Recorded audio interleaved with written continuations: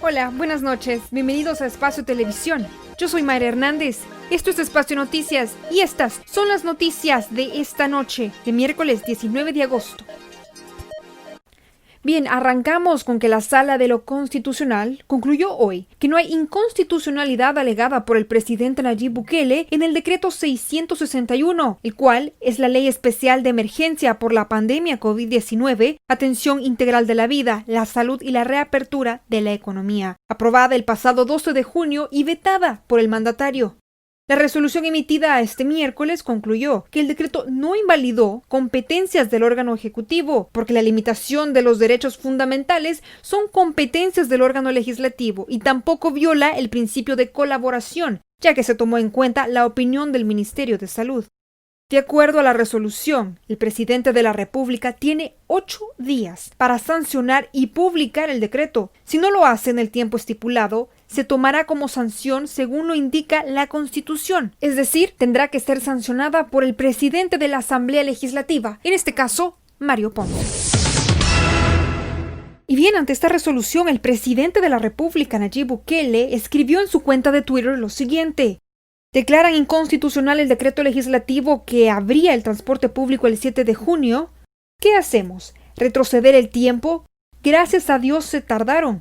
Hubiera sido un desastre sanitario. Ahora solo es un decreto inconsecuente, un acto político. ¿Cortina de humo?, dijo el presidente. En este mismo tema, el diputado de Arena, René Portillo Cuadra, mencionó que con esta resolución queda claro que la Asamblea Legislativa no ha invadido funciones del órgano ejecutivo. La reciente sentencia de la Sala de lo Constitucional declara que la Asamblea Legislativa no transgredió funciones del órgano ejecutivo al emitir este decreto durante la pandemia. Declara igualmente que el presidente de la República debe de sancionar y mandar a publicar inmediatamente el decreto legislativo 661. Declara igualmente la necesidad de que la Asamblea Legislativa en los próximos días emita reformas a este decreto porque se ha desfasado con el tiempo y hay aspectos de que deben de actualizarse. E igualmente declara la necesidad de un diálogo permanente con el órgano ejecutivo para tratar de legislar aspectos de la pandemia, aspectos económicos, aspectos laborales y sobre todo de administración de esta crisis sanitaria. Seguimos con más información. Le comentamos que el ministro de Trabajo, Rolando Castro, informó que verificará las medidas de bioseguridad en las empresas. Esto debido a la reapertura económica que será la próxima semana. Somos de la opinión que sea el 100% que se abra de forma directa, sino de forma escalonada, que privilegiamos en la medida de nuestras posibilidades con nuestras empresas el teletrabajo y que además de eso implementemos los turnos rotativos a fin de evitar en la medida de las posibilidades las aglomeraciones del sector laboral, trabajadores, porque hay empresas que son sumamente grandes. El presidente de CEPA, Federico Anliker, afirmó este miércoles que ninguna aerolínea retirará operaciones de El Salvador. En El Salvador, actualmente operan 12 aerolíneas en el aeropuerto internacional. Pero la aerolínea en sí no va a dejar de operar en nuestro país. Todas las aerolíneas que han estado operando son más de 12, incluyendo las de carga también. Y carga, recordemos, en nuestro aeropuerto hemos movilizado más de 12 millones de kilos hasta la fecha. Cambiando de tema, la Embajada de Estados Unidos en El Salvador donó este miércoles 3 congeladores de alta gama para almacenar hasta 5,000 pruebas de COVID-19 al Ministerio de Salud y 1,720 purificadores para las familias que perdieron el acceso al agua debido a la tormenta Amanda y Cristóbal. Las autoridades indicaron que los congeladores serán destinados a los principales hospitales de San Salvador, Santa Ana y San Miguel de la red pública, mientras que los filtros serán distribuidos en las zonas más afectadas del país debido a las pasadas lluvias. Bien, y cambiando de tema, le comentamos que la Fiscalía General de la República informó este miércoles que el Juzgado Onceavo de Paz ha programado la audiencia inicial contra el candidato suplente por la bandera de Nuevas Ideas, Víctor Manuel Martínez Santana, por el delito de disparo de arma de fuego. Según la abogada de Víctor Santana, su cliente fue capturado cuando repartía paquetes alimenticios. Un nuevo hecho de delincuencia sucedió esta tarde en Santa Tecla. La cámara de seguridad de un establecimiento ubicado en la zona de El Trébol captó el momento en el que un hombre abre un vehículo estacionado y extrae objetos de su interior. El sujeto, que permanecía en otro vehículo parqueado a la par, sale del automotor y en cuestión de minutos manipula el llavín de la puerta hasta abrirla. Luego entra de nuevo a su vehículo para disimular y en cuestión de segundos sale de nuevo, entra al auto hurtado y extrae objetos de su interior y se da a la fuga.